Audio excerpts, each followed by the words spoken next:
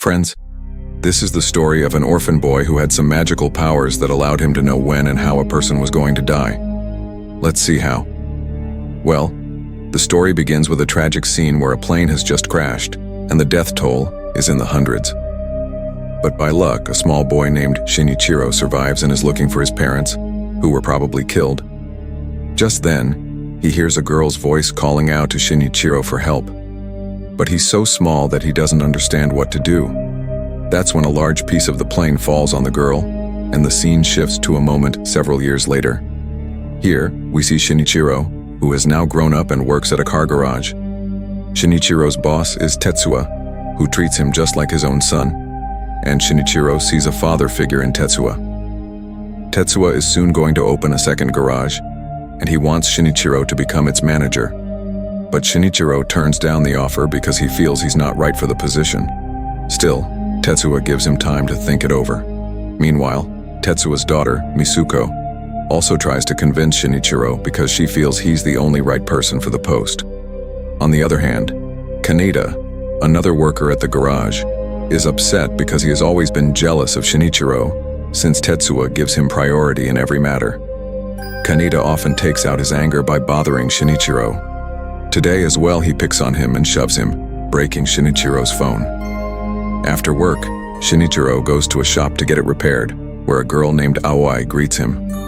Shinichiro tells her his phone is broken, but according to Aoi, it's quite an old model whose parts are hard to find. Still, she somehow manages to fix it. That night, Shinichiro finds himself thinking about Aoi while looking at his phone. The next day, on his way to work, he takes the metro. Standing next to him, a man's hands suddenly start to disappear. It's then revealed that at the plane crash site, Shinichiro had gained a power that lets him see people's futures, specifically, their deaths.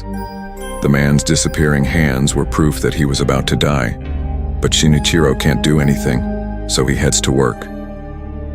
There, Misuko once again tries to convince him to become the manager, but Shinichiro doesn't give much of an answer. That night, as he passes by the mobile shop, his eyes are still searching for Aoi. Just then, a stranger bumps into him, and out of curiosity, Shinichiro follows him to see what will happen. A short distance away, a car runs over the man. Shinichiro regrets not being able to do anything for him and becomes quite upset. The next day, he asks Misuko what she would do if she had a power that allowed her to see people's futures and know exactly when someone was going to die. Misuko replies that it's not a power, it's a curse, and she wouldn't want such a thing. Here, Shinichiro notices that his phone is once again malfunctioning, so he goes back to Aoi to get it fixed.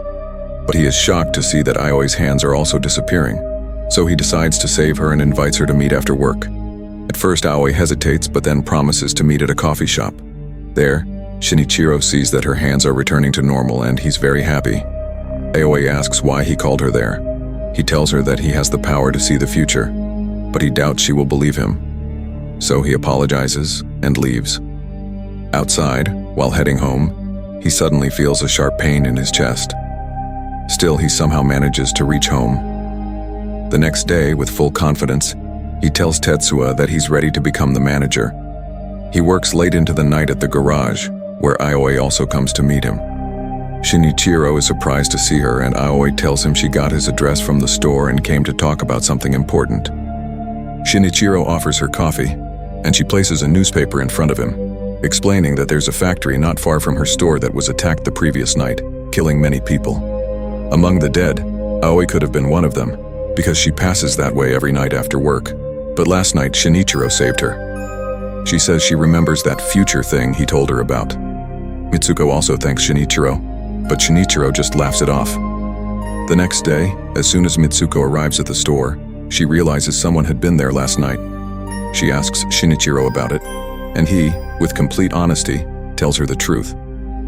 Mitsuko feels happy, because this was the first time Shinichiro had actually made friends with someone. Before this, he never let anyone get close to him. Here we are shown a short flashback about the past, where a girl named Mariko used to work at Tetsuo's garage.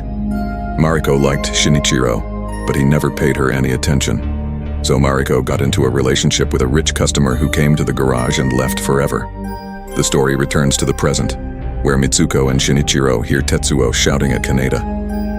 had taken a customer's car out for a date without telling Tetsuo. Instead of admitting his mistake, Kaneda gets angry at both Tetsuo and Shinichiro, even hitting Shinichiro. This makes Tetsuo furious, and he punches Kaneda hard, firing him on the spot. But as soon as Kaneda leaves, Shinichiro notices Tetsuo's hand starting to fade away, meaning his life was also in danger. Shinichiro thought of Tetsuo like a father, so he decided to save him. After finishing work, he invites Tetsuo to have dinner with him. Tetsuo agrees, and they start walking toward the restaurant. On the way, Shinichiro's attention is completely on Tetsuo and the things around him. Suddenly, from a dark alley, Kaneda comes running toward Tetsuo with an iron rod. Shinichiro steps in and saves Tetsuo, but the shock gives Shinichiro a heart attack, and the next thing he knows, he's waking up in the hospital. Mitsuko tells him that Tetsuo forgave Kaneda because he had realized his mistake. After this, Dr. Takio examines Shinichiro and says it might have been caused by stress. At that moment, Shinichiro sees a little girl disappearing right before his eyes, so he tries to follow her. But Dr. Takio stops him and asks if he also saw that girl fading away. The two then talk on the hospital rooftop, where Takio explains that he also has this ability. It's called the Fortuna. But he warns, "We're just human, not God. We have no right to change someone's fate or play with it. If we try, our own lives could be at risk. That's probably why you had the heart attack. Let things happen as they are meant to happen, or you'll be the one in danger." Shinichiro thinks about this the entire way home. The next day, he calls Aoi to meet him and proposes to her. She leaves without giving an answer, but the very next day she says yes. From then on, the two start spending more time together, and their love deepens. Meanwhile, Kaneda comes back to Tetsuo, asking for his job again. Shinichiro recommends him, so Tetsuo hires him back. Kaneda thanks both Tetsuo and Shinichiro. The next day, Shinichiro buys a pair of rings for himself and Aoi, and also goes for a hospital checkup. There, the doctor warns him that if he has another heart attack, it could be fatal. Later, back at the garage, a man comes in to get his car fixed. He turns out to be Mariko's boyfriend. Shinichiro asks about Mariko, but the man speaks badly about her and insults Shinichiro as well. Shinichiro stays calm. The next day, when the man comes to pick up his car, Shinichiro notices that he is also fading away, meaning he's about to die. Shinichiro decides to do nothing. A few days later, we see him attending the man's funeral, where his small daughter is crying for her father. Seeing the little girl breaks Shinichiro's heart, and he keeps remembering the girl from the plane crash site whom he couldn't save. The next day, feeling hopeless, Shinichiro sits in a park where kindergarten kids are playing with their teacher. A little girl comes to him asking for a ball, but her body is also slowly fading away. And soon, so are the other children, and even the teacher.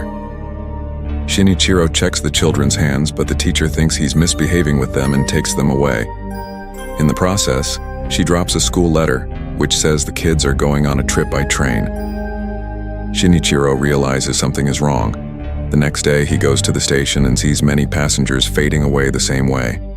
That's when it hits him. The train leaving tomorrow at 7:30 a.m. is going to have an accident. He's sure about this because the school letter said the children's trip was on that same train.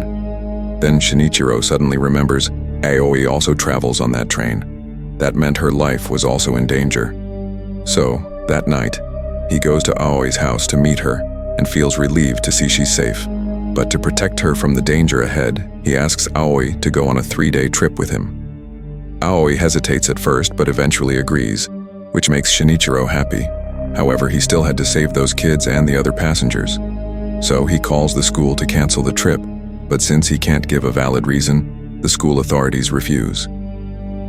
That evening, Shinichiro writes a letter to Aoi telling her the whole truth, including the fact that the trip was just an excuse. He also writes about how much he loves her. But the very next morning, his entire plan falls apart when Aoi texts him saying her co-worker is sick, so she needs to go to the store. Reading this, Shinichiro runs toward the station, but right outside his house, the police are waiting for him. It turns out that a school teacher had filed a complaint against him, accusing him of misbehaving with the children. Still determined to save Aoi, he manages to escape from the police and reaches the station, only to see that Aoi has already boarded the train.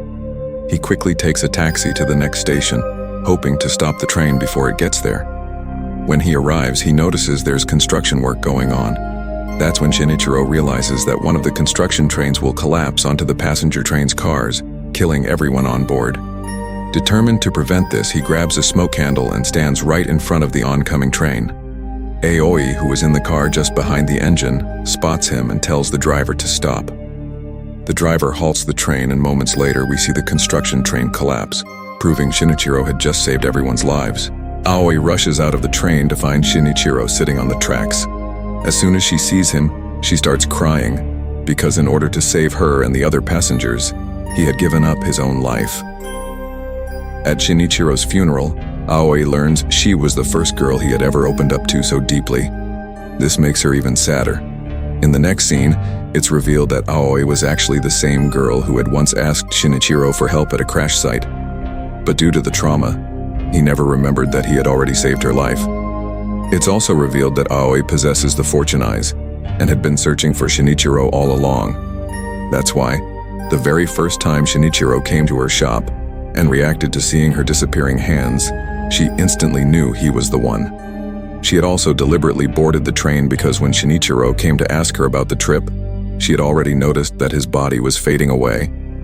She decided to travel by train to protect him, but in the end, Shinichiro risked his life to protect his love. Finally, we see Aoi reading the letter Shinichiro had written to her. Tears stream down her face as she wears the rings he gave her, feeling his presence. And with that, the story comes to an end. So friends, how did you like this story? Let us know in the comments. Don't forget to like and share the video, subscribe to our channel Movie Crackle, and press the bell icon so you don't miss our upcoming movie explanations. See you in the next video.